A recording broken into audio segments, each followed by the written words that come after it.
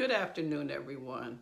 I pray that your Thursday you found spaces and places of joy, places and spaces where you could laugh, where you could sing, where maybe you could dance, maybe you could express yourself creatively, write a poem, draw a picture, do some quilting, whatever it is that you do that helps you to express all of you, that helps you to express what you have inside.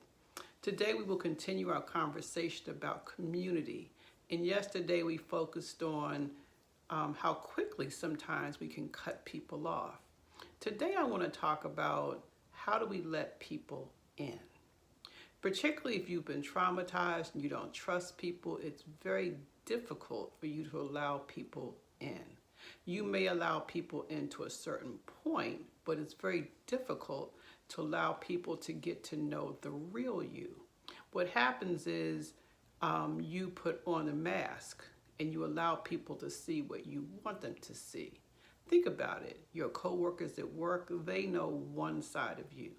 Your people at church, they might know another side of you. Your sister friends or your guy friends, they may know another side. You may even have two close friends and one knows certain things about you that the other one doesn't. The reality is you become very cautious about who you allow in. You may be cautious because you had taken a risk before at some time in your life and allowed persons in who took advantage of you. You may be cautious because this has been a repetitive process for you. And you feel like every time I let someone in, it ends up the same way. Well, the question I would ask you is, what criteria do you have when you let people in? Do you have a list that's so high, full of so many expectations that no one could possibly meet them? Or do you kind of not have any criteria whatsoever?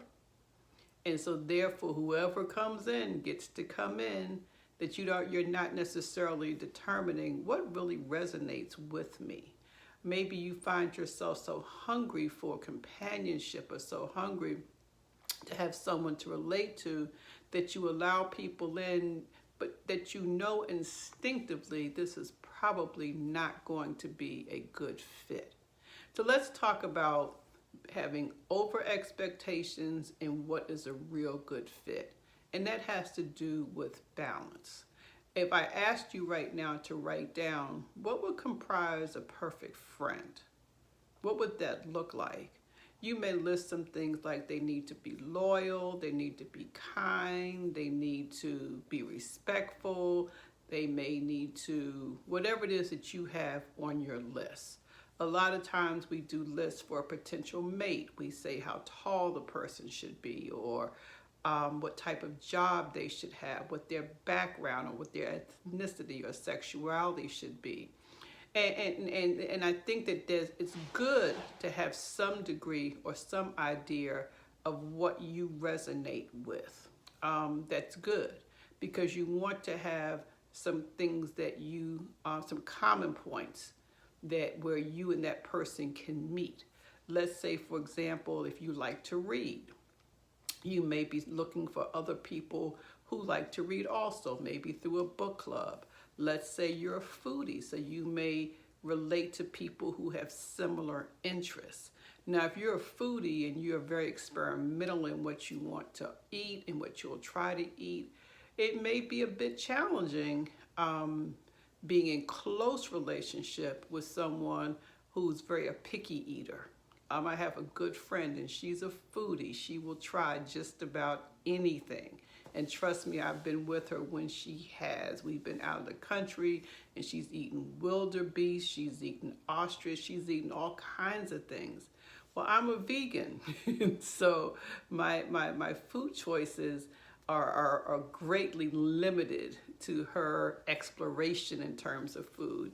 And so when we do hang out, and we hang out sometimes, we'll go to eat, but we're always mindful of finding a place where she can get her needs met and I can get my needs met.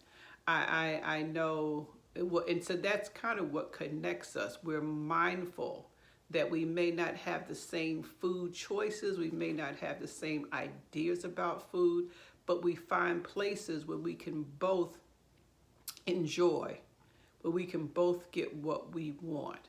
Now, I have been involved in relationships where even though I'm a vegan, I like to go out. I like to have people wait on me. I like to have someone else cook for me. And I have been in past relationships or had people in my life who did not like going out at all. Well, that would limit some of the things that we could do together because I really like trying different vegan foods. And when I say it like that, we live in a large planet and there's lots of international cuisines and dishes that simply just don't have meat or dairy products in them. So again, how do you choose who you let in? Do you allow people into your inner circle who don't necessarily agree with you? Do you allow people into your inner circle who hold opinions that you find unethical, that you find that you cannot respect? Do you allow people into your inner circle who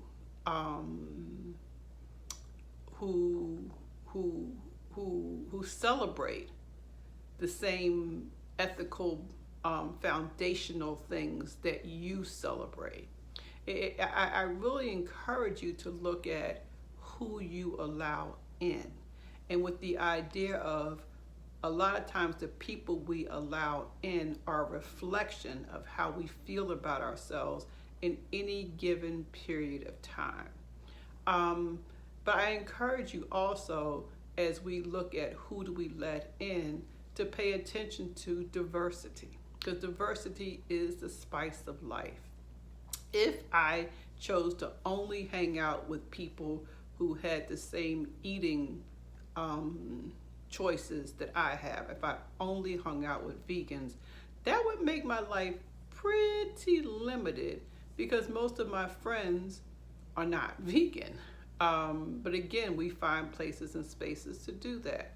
If I only hung out with people who like to do the things that I like to do, who like to do yoga, again, that would limit me because a lot of the people who are important to me, they don't do yoga. We find other places where we can meet and grow. I would encourage you to think about what do you like, and sometimes that can be the challenge within itself because we don't know what we like. We know what we do, we know what we participate in, but that may not necessarily mean that we like it. So I would invite you to think about things that make your heart sing. Things that or activities that when you think of it, it makes you smile, that you look forward to doing it. I like to travel, and I have connected with some very awesome people in the many trips that I have taken in the last couple of years. And in a lot of instances, the people who I have met in my travels, sometimes the only thing we have in common is that we like to travel. Other than that, our ages are different, our experiences are different, our professions are different, our belief systems are different, but our common denominator is that we like to travel.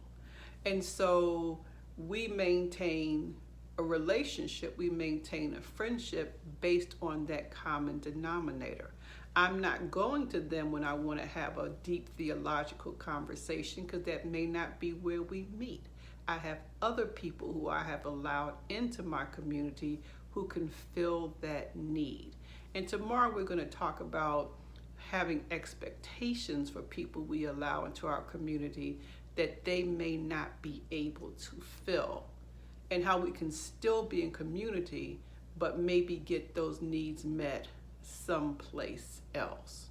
So today I would just invite you to think about, when you think about community, who do you allow in? What is the criteria? Some of us allow in people who we know do not mean us any good. We've had that type of experience before, but we think that that's all that we can look forward to. Sometimes we've come up with that because that's been our history. Maybe that's all we've been exposed to. But somewhere deep down inside, I need you to know that you have worth, you have purpose, and you don't have to continue bargain shopping. You don't have to continue going to the Goodwill litter of friends, because there are people out there who resonate with you, who get you, who celebrate you, who think positively, who are not trying to drag you down, who want the best for you because they want the best for themselves. So I encourage you to really consider and begin to think about, who do I let in? Who do I allow to come into my space? Who do I allow to come in to encourage me, to help me to grow, who celebrate with me, who enjoy good times with me? That's all a part of being community. And again, I want to thank each and every one of you for being a part of this community. I appreciate you all, because you don't have to do it. And I encourage you to like and share this community, so we can continue to build in our own sphere of influence, and that sphere can continue to expand to the larger world on purpose. I will talk with you tomorrow. Bye-bye.